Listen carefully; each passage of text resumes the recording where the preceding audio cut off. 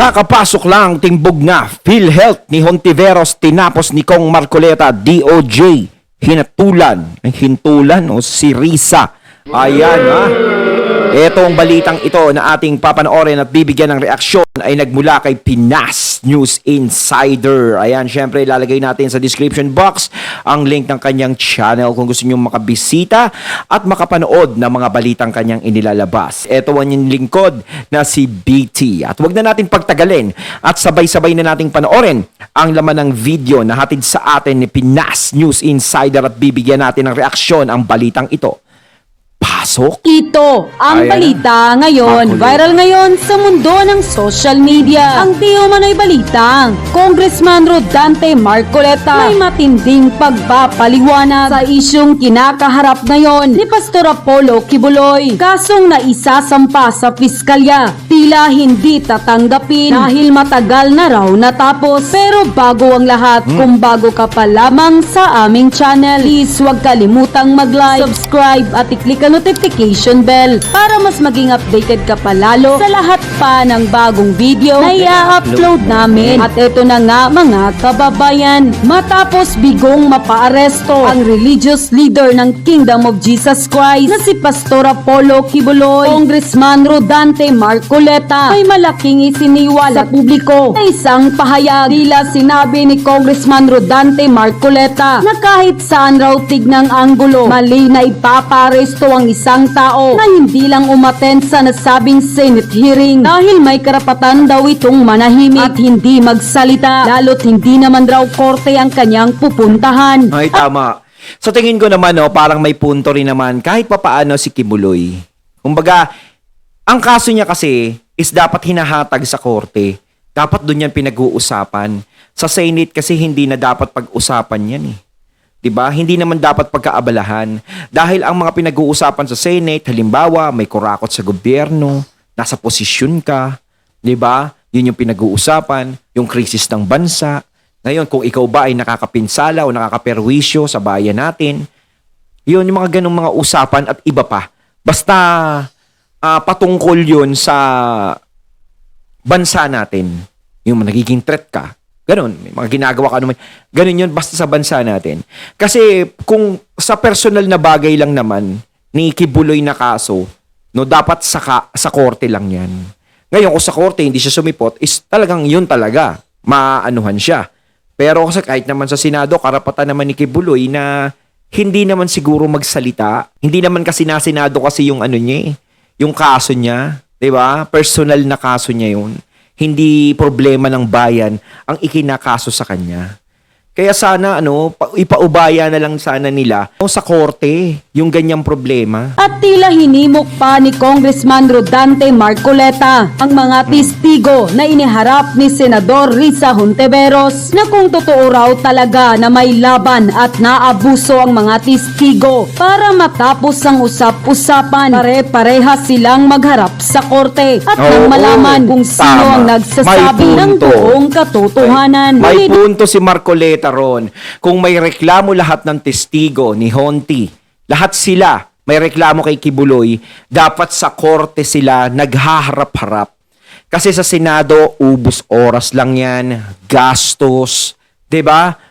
Maraming dapat pag-usapan, inuulit-ulit na natin yan. So, yung mga testigo na yon laban kay Kibuloy is dapat sa korte nyo inilalagay. Sa korte nire-resolba yan at korte ang magpapataw ng parusa kung siya ay may sala o wala.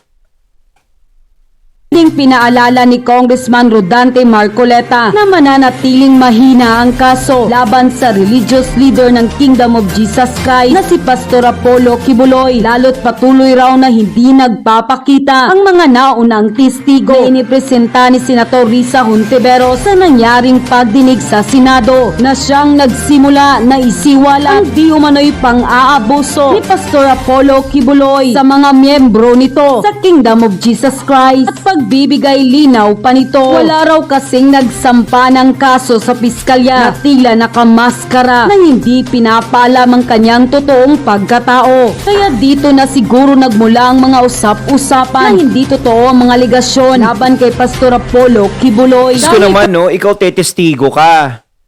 Kaharap mo naman yung Senado. Bakit nagtatakip ka pa ng muka? 'Di ba? Parang napakaano naman, sinasabi ko nga parang nakakatakot naman si Kibuloy para magtago ka ng muka. 'Di ba? Wala na ngayon sa posisyon yung mga dapat na yung mga kinatatakutan nyo. 'Di ba? Bakit kayo natatakot? Kasi dapat ilantad niyo yung muka. Kasi hindi naman kasi ka paniwala nagtatakip ka ng muka para ka nanalo sa loto. 'Di ba? Maunawaan mo sana nakatakip ang mukha mo kasi nanalo ka sa loto para hindi ka mahinga ng balato, para hindi maging delikado buhay mo, ganyan. Pero kung titestigo ka, is parang napakapangit tignan kung tinatakpan mo pa yung mukha mo. Kung matapang daw ang mga ito, patutunayang nagkaroon ng paglabag sa karapatang pangtao. Si Pastor Apollo Kibuloy ay dapat sa piskal ito magsampa ng Oo, sa patong-patong na reklamo at kaso. Yun pa kay Congressman Rodante Marcoleta. He quoted, hindi ka tatanggapin ng piskal na mag-file ka ng asunto nang nakamaskara ka. Unang-una, gagawa ka ng Bawal complaint din yan. affidavit. Doon ay ipakikilala mo ang sarili mo. Alam nga nasa korte ka, nakatakip yung mukha mo. No? Pirmahan mo pa nga iyon sapagkat kung hindi mo pinirmahan iyon, baliwala iyon. Ganun ba yung pamamaraan sa Senado? Kung halimbawa ay may uusigin ka, kailangang nakatakip ang mga mukha ng mga testigo mo. Papaano mo masasabi ngayon na yung mga taong iyon nagsasabi ng totoo sa'yo? Pangalan lang nga nila, mga identity nila, ayaw nilang sabihin. End quote. Kaya tanong ng taong bayan, bakit sa Senado nagtungo ang mga testigo na tila isa ring malaking tanong para kay Congressman Rodante Marcoleta at ayon pa sa taga-suporta ng nasabing pastor. Ito na di umano ang sumampal ng katotohanan kay Senator Risa Hontiveros. Samantala, hindi naman mapigilan ng marami sa ating mga kababayan na magbigay ng kanilang hinaing at komento sa mundo ng social media. At ayon pa sa kanila, daldalan lang ang gawin ni Risa dyan. Sayang lang ginagastos ng gobyerno. Tuwing hearing, walang basihan. Kung matibay ang hawak niyang ebidensya, isampa na agad sa korte. Marami pang dapat pagtuunan. Pagkagawa ng batas, si Senator Risa Hontiveros ba ay isang lawyer o nakakaintindi na batas? Ang Senate po ba ay hukuman? Kailangang isang guni sa Supreme Court ang ibig sabihin ng separation of church and state. Ang Philippine 1987 Constitution Article 11 Section 6, the separation of church and state shall be inviolable, meaning never to be broken, infringed or dishonored. Article 11 Section 5, no law shall be made respecting the establishment of religion or prohibiting its free exercise. Binibigyang diin ng ating konstitusyon ang kahalagahan ng pagpapanatili ng malinaw na hiwalay sa pagitan ng relihiyosong institusyon at mga gawain ng pamahalaan. Kinopya ang batas na yan sa First Amendment ng US, kaya ang US Congress ay hindi kailanman nakikialam sa mga pamamalakad ng simbahan. Pinauubayan nila sa korte umawak ng mga kaso sa church leaders na mas masahol pa kay Kibuloy, katulad ng marami pang kababalaghan sa simbahan sa Amerika pero hindi kailanman gumawa ng batas ang US Congress para sa kanilang kaguluhan. Ang korte ang nagbibigay hustisya sa kanila. Anong batas ang magagawa ni Senator Risa na hindi lalabag sa konstitusyon, sa separation church and state and the right of religious freedom? Ang mga simbahan ay nabubuhay sa abuloy, pinakamalaking source at pagmamalasakit ng kanilang mga miyembro based sa kanilang paniniwala at pananampalataya. Walang financial support ang Congress sa kanila. Kung may krimen sa simbahan, diretsyo dapat sa korte,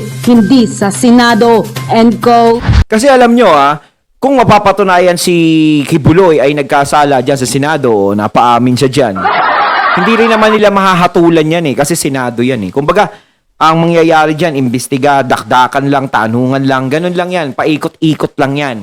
Hindi katulad sa korte talaga. Doon pag pinakita yung mga ebidensya mo na malakas talaga at nagtuturo kay Kibuloy at siya talaga yung may kaso, may kaso talaga siya, is talagang doon, diretso na, mapaparusahan siya. At kung siya naman ay inosente, is doon din, mapapawalang sala siya. Kasi dyan marami nga nagsasabi, parang kaya sa Senado, parang pinapahiya lang si Kibuloy. Ganun yung nagiging comment ng mga tao eh. Kaya sana hindi na nakikialam ang Senado dyan sa ganyang mga kaso. Kasi, di ba nga, parang ang korte natin ay nawawalan ng saysay. Parang minamaliit ang kakayahan nila. No? Diyan sa mga klaseng kasong ganyan. No, dapat hindi natin binabaliwala ang hustisya dito sa atin. Gaya ng ICC, kailangan pa ba natin dito yan samantalang may hustisya dito? No? Kung may gustong litisin, hindi na natin kailangan ng ICC. So ito kay Kibuloy, hindi na kailangan ng Senado dyan. Kasi gastos lang talaga, no, sa pera ng taong bayan, ubos oras lang. May korte naman tayo na pwede nyong gamitin na talagang dyan nilalagay yung mga ganyang klaseng kaso. Hay nako, Risa. Mr. Hindi ka pa talaga natuto. Kuya Risa, sino ba nagsabi sa'yo na gagawing pain ni VP Inday Sara ang mga estudyante? Sino ba nagsabi sa'yo na kumbaga gagawa ng aktibidades si VP Inday Sara para ma-distract ang mga estudyante? Ang tanga lang, napaka-literal mo naman, di ba? Di ba? Grabe magparatang, no? Napanood ko yan, pero hindi na natin plinay dito. Baka mamaya is magalit si Honti, no? Magwarla sa atin. Pero yun nga sinasabi, gagamitin daw ni VP Sara yung mga estudyante para mag-espiya. Di ba? Gagamitin niya. Hindi naman siguro ganun kasama si VP Sara para ipahamak yung mga kabataan.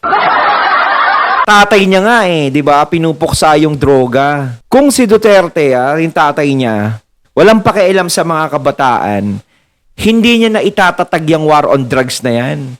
Bahala kayo sa buhay niyo. Kung gusto magbisyo kayo. 'Di ba ganun yan? Kikita pa ako ng malaki sa inyo. Wow, 'di ba? Parang ganun.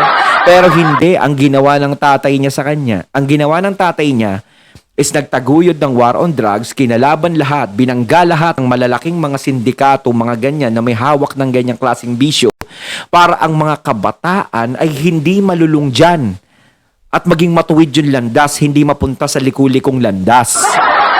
Ngayon, sinasabi naman ito si VP Sara ay gagamitin para maging espiya ang mga kabataan, mga estudyante.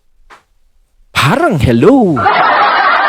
No, parang napakalayo. Paano naman yung mga kabataan na naiimpluwensyahan ng, alam nyo na yan, mga katunay, hindi na tayong babanggit. 'Di ba? Alam nyo yung ibig ko sabihin. Ba't hindi nyo kinukundina yon? Dapat kinukundina nyo rin yun. Yung mga kabataang naiimpluwensyahan na pumasok sa alam nyo na yon. 'Di ba, mga katunay? Bakit kay VP Sara laging may pukol na ganyan? Ayun yun lang kasi sabihin eh. Galit ako sa inyo, mga Duterte. Ayoko sa inyo. Ganun na lang dapat eh. Rektahan na, wala nang plastikan dapat. Kumbaga nakasaad sa mga sinasabi niya na sino ba daw ang gagamitin sa surveillance? Teacher ba daw? Estudyante ba daw? Ha? Anong pinagsasasabi mo? At bakit gusto mong malaman?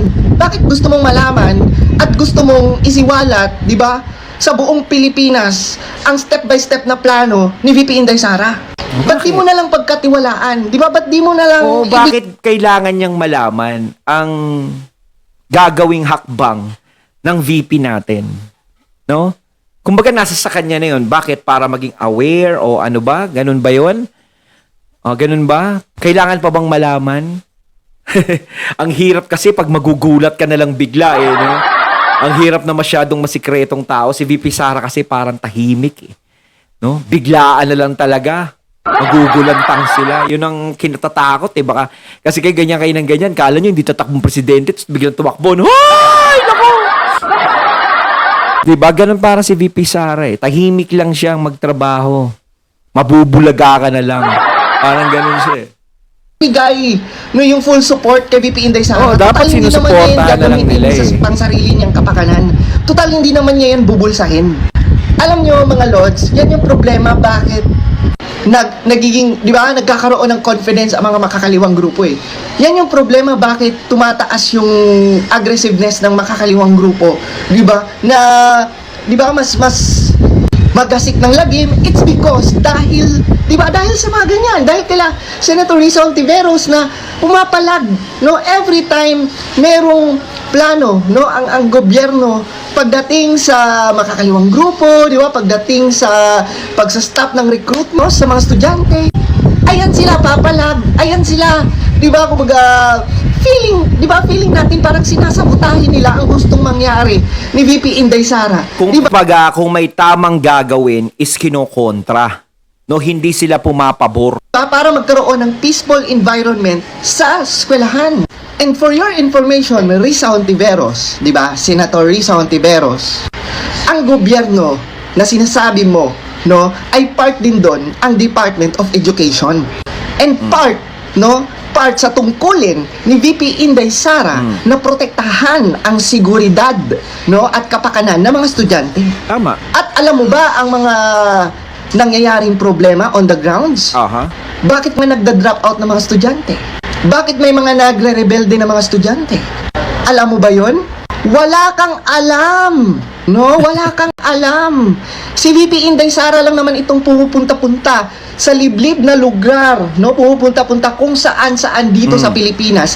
At si VP Inday Sara lang ang mas nakakaalam ano ang problema, ano ang punot dulo ng problema, lalo na dito sa Mindanao. Ang dami niyang alam no? Kasi ang dami kasi parang ang nangyayari kasi parang ang daming alam ni Honti. Nakaupo ka lang naman dyan sa Senado, no? Talagang si VP Sara nakikita naman natin naglalakbay, pumapasok kung saan-saan. Yun yung magandang maging leader.